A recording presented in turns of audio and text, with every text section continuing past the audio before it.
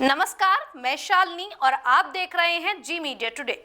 द्वापरकालीन सूर्य नगरी बड़गांव में छठ पूजा का विशेष महत्व है।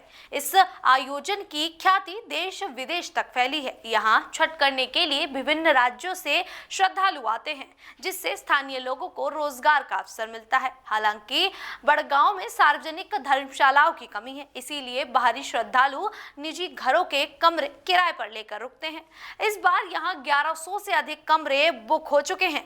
तो चलिए आज आपको द्वापरकालीन सूर्य नगरी बड़गांव के बारे में बताते हैं। साथ ही साथ आपको ये भी बताते हैं कि आखिरकार बड़गांव में किस तरीके से लोग यहाँ पर छठ पूजा का पर्व मनाते हैं। छठ के अवसर पर तालाब के आसपास तंबुओं का एक शहर बस जाता है।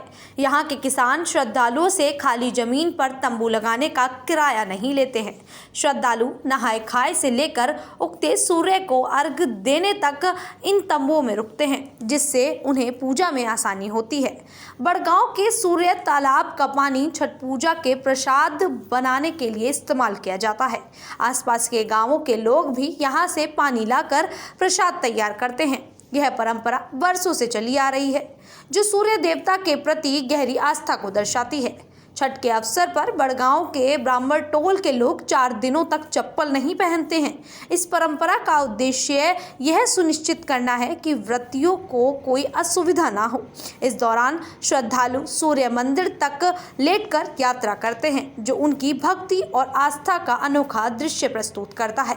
श्रद्धालुओं ने बताया कि आयोजन के लिए व्यवस्था तो ठीक है, लेकिन तालाब में पानी की कमी है, जिससे सूर्य को अर्घ्य देने में कठिनाई होती है। इसको लेकर श्रद्धालुओं ने और क्या कुछ कहा है, सुनिए। बड़गांव सूर्य धाम जो बरसों से छठ पूजा के लिए यहाँ जाना जाता है, भगवान श्री कृष्ण के पौत्र श्याम जी आए थे।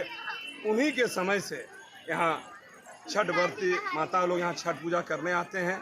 इस तालाब की सबसे बड़ी खासियत है कि इस तालाब में अगर सच्चे मन से कोई स्नान करते हैं, एक होता है कुष्ठ रोग, जिसको बोलते हैं सफ़ेदी, उसे तुरंत यहाँ निवारण होता है।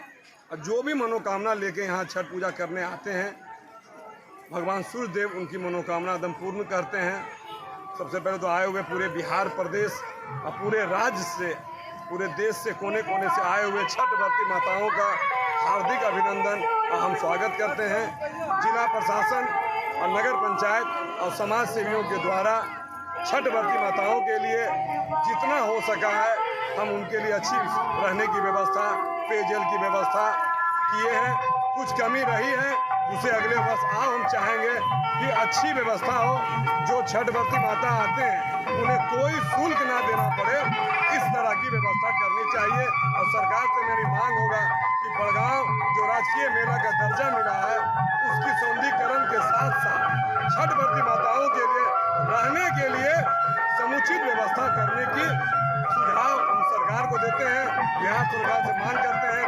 पुनः एक बार आए हुए सभी छठ व्रती माताओं को बहुत बहुत बधाई और शुभकामनाएं। शौचालय की सुविधा का अभाव भी श्रद्धालुओं को असुविधा में डालता है। बड़ी संख्या में देश विदेश से श्रद्धालु यहाँ आते हैं, पर शौचालय की अनुपलब्धता के कारण उन्हें खेतों में जाना पड़ता है, जो असुविधाजनक है। श्रद्धालुओं ने जिला प्रशासन और सरकार से अपील की है कि इस महत्वपूर्ण स्थल पर शौचालय की व्यवस्था सुनिश्चित की जाए। आपको ये जानकारी कैसी लगी, आप हमें कमेंट करके जरूर बताइएगा। और इसी प्रकार की देश और दुनिया से जुड़ी खबरों के लिए देखते रहिए जी मीडिया टुडे।